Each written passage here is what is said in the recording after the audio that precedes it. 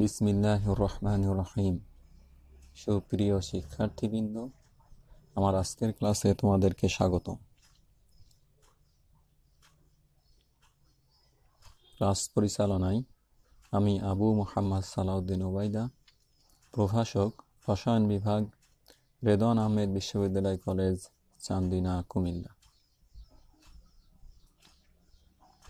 আমাদের আজকের ক্লাসের আলোচনার বিষয়বস্তু হলো আয়নীকরণ শক্তি বা আয়নীকরণ বিভব।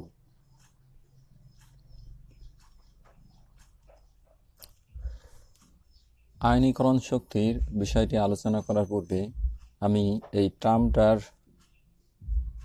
যে হেডিং, এটা নিয়ে একটু সংক্ষেপে কথা বলবো। আমাদের আলোচনার বিষয়টি হলো আয়নীকরণ শক্তি। এখন আয়ন বলতে আমরা কি বুঝি?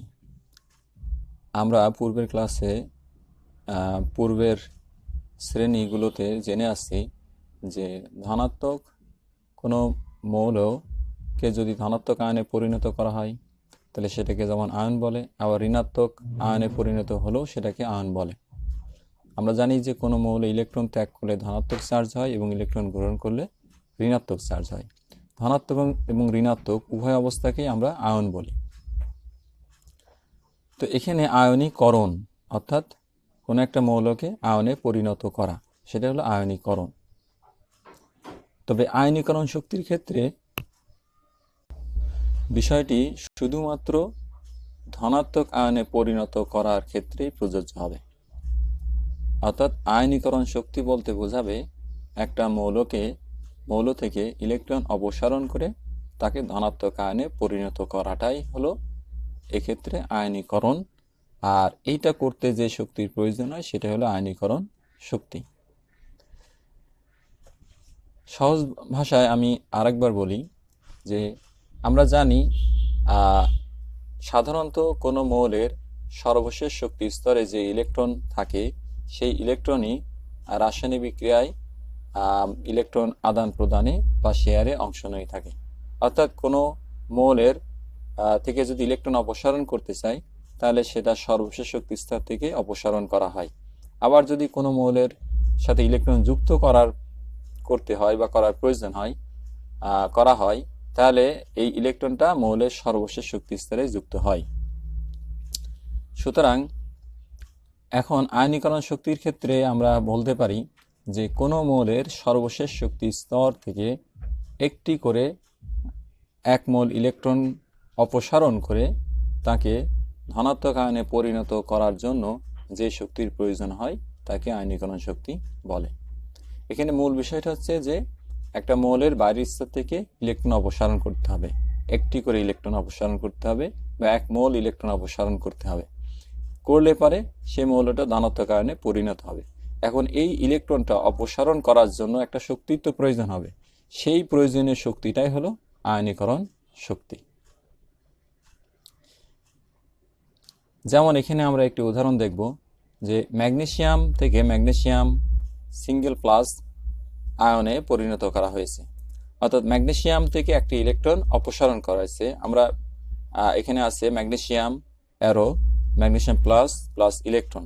আমরা এটাকে অন্যভাবেও লিখতে পারি, magnesium minus electron equal magnesium plus.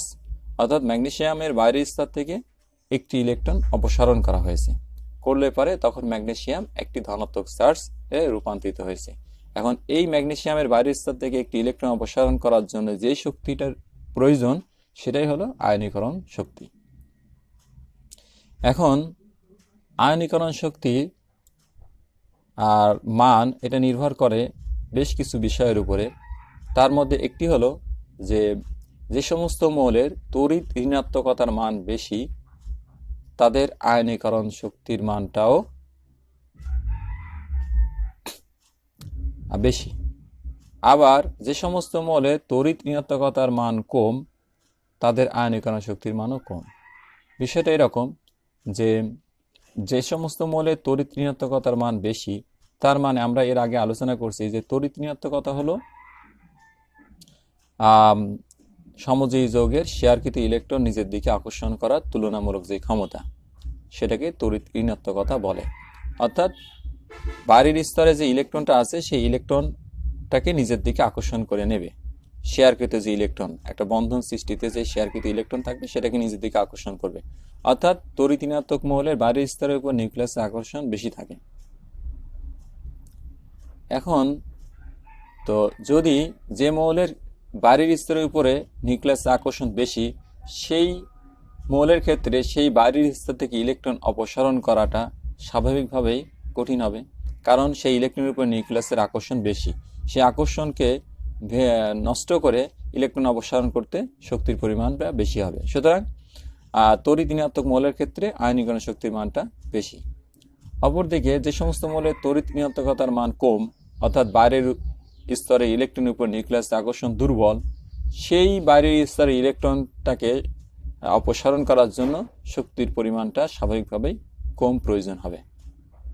সুতরাং আমরা দেখছি যে সমস্ত মৌলের তড়িৎ ঋণাত্মকতার মান বেশি, তাদের ক্ষেত্রে ইলেকট্রন অপসারণ করতে বেশি শক্তির প্রয়োজন হয়, যার কারণে তাদের আয়নীকরণ শক্তির মানও বেশি। আবার যে সমস্ত মৌলের তড়িৎ ঋণাত্মকতার মান কম, তাদের ক্ষেত্রে বাইরের স্তর থেকে ইলেকট্রন অপসারণ করা সহজ, ফলে সে মৌলের তড়িৎ আয়নীকরণ শক্তির মানটাও কম। এখন আয়নীকরণ শক্তির মানটাকে এর এককটা হচ্ছে ইলেকট্রন ভোল্ট বা কিলো জুল পার মোল বা কিলো ক্যালোরি পার মোল এককে প্রকাশ করা হয়। এখন আমরা আয়নীকরণ বিভব বা আয়নীকরণ শক্তির ক্রম হিসাবে আলোচনা করব। সেটা হচ্ছে যে কোনো মৌলের বাইরের স্তরে সর্বশেষ শক্তি স্তরে যে কয়টি ইলেকট্রন আছে তার আয়নীকরণ বিভবের ক্রম তত পর্যন্ত হতে পারে। যেমন আমরা এখানে ম্যাগনেসিয়াম দেখছি, ম্যাগনেসিয়ামের বাইরের স্তরে ইলেকট্রন আছে হলো 2টি। সুতরাং ম্যাগনেসিয়ামের আয়নীকরণ শক্তির ক্রম 2টি পর্যন্ত হতে পারে। যদি কারোর বাইরের স্তরে 3টি ইলেকট্রন থাকে, তাহলে তার আয়নীকরণ শক্তির বা আয়নীকরণ বিভবের ক্রম 3 পর্যন্ত হতে পারে। ম্যাগনেসিয়ামের ক্ষেত্রে আমরা বিষয়টি আবারও দেখি। ম্যাগনেসিয়ামের বাইরের স্তর থেকে যখন প্রথম ইলেকট্রন অপসারণ করা হয়েছে, তখন এই আয়নীকরণ শক্তির মানটাকে বলা হবে প্রথম আয়নীকরণ শক্তি। এরপরে যদি দ্বিতীয় ইলেকট্রন অপসারণ করা হয়, তাহলে এই দ্বিতীয় ইলেকট্রন অপসারণের বিষয়টি হবে তৃতীয় আয়নীকরণ শক্তি। অনুরূপভাবে যদি কোনো মৌলের সর্বশেষ স্তরের 3 নম্বর বা তৃতীয় ইলেকট্রন অপসারণ করা হয়, তাহলে সেক্ষেত্রে আয়নীকরণ বিভবের নামকরণ করা হবে তৃতীয় আয়নীকরণ শক্তি। তবে এখানে মনে রাখতে হবে যে ইলেকট্রন একটি একটি করে অপসারণ করতে হবে এবং সবসময় প্রথম ইলেকট্রন, তারপরে দ্বিতীয় ইলেকট্রন, তারপরে তৃতীয় ইলেকট্রন, এভাবে অপসারণ হবে, একটি একটি করে হবে। একবারে 2টা বা 3টা ইলেকট্রন অপসারণ করলে সেটা হবে না। এখন এই প্রথম, দ্বিতীয় এবং তৃতীয় আয়নীকরণ শক্তির মানের মাত্রা কেমন হয়? সাধারণত প্রথম আয়নীকরণ শক্তির মান দ্বিতীয় আয়নীকরণ শক্তির মান অপেক্ষা কম হয়, আবার দ্বিতীয় আয়নীকরণ শক্তির মান তৃতীয় আয়নীকরণ শক্তির মান অপেক্ষা কম হয়। অর্থাৎ সবসময়ের জন্য পরের যে আয়নীকরণ শক্তির মান সেইটা পূর্বের থেকে বেশি হয়। সুতরাং আমরা এখানে একটা ক্রম দেখি যে প্রথম আয়নীকরণ বিভব ইজ লেস দ্যান দ্বিতীয় আয়নীকরণ বিভব ইজ লেস দ্যান তৃতীয় আয়নীকরণ বিভব।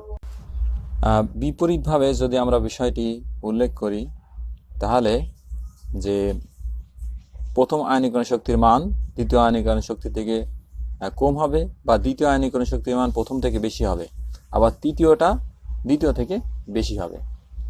এর কারণ হচ্ছে যখন কোনো মৌলের সর্বশেষ স্তর থেকে একটি ইলেকট্রন অপসারণ করা হয়, তখন অপসারণের পরে সেটি ধনাত্মক আয়নে পরিণত হয়। অপসারণের পরে ওই মৌলের ইলেকট্রন সংখ্যা একটি কমে যায়, কিন্তু নিউক্লিয়াসে প্রোটন সংখ্যা কমে না, প্রোটন সংখ্যা সমানই থাকে বা পূর্বের অবস্থায় থাকে।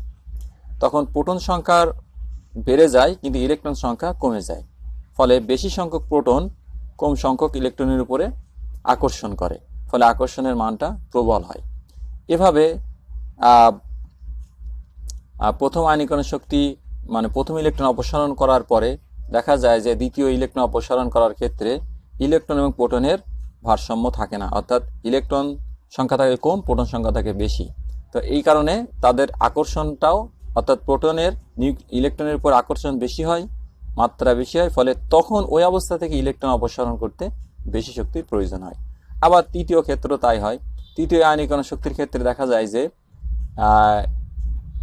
প্রোটন নিউক্লিয়াসে প্রোটনের সংখ্যা বেশি থাকে এবং কক্ষপথে ইলেকট্রনের সংখ্যা দ্বিতীয় অবস্থার থেকে কম থাকে, ফলে সেক্ষেত্রে আরও বেশি সংখ্যক প্রোটন কম সংখ্যক ইলেকট্রনের উপর আকর্ষণ করে। অর্থাৎ নিউক্লিয়াসে প্রোটন সংখ্যা স্থির থাকলেও ইলেকট্রন সংখ্যা বাইরের স্তরে ক্রমান্বয়ে কমতে থাকে, ফলে বেশি সংখ্যক প্রোটন কম সংখ্যক ইলেকট্রনের উপর আকর্ষণ করে এবং আকর্ষণের মাত্রাটা অধিক হয়, যার কারণে ওই অবস্থা থেকে ইলেকট্রন অপসারণ করতে বেশি শক্তির প্রয়োজন হয়।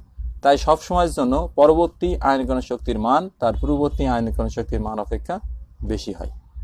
তো আমাদের আজকের ক্লাস এই পর্যন্ত। ইনশাআল্লাহ আমরা পরবর্তী দিন ভিন্ন কোনো বিষয় নিয়ে আলোচনা করব।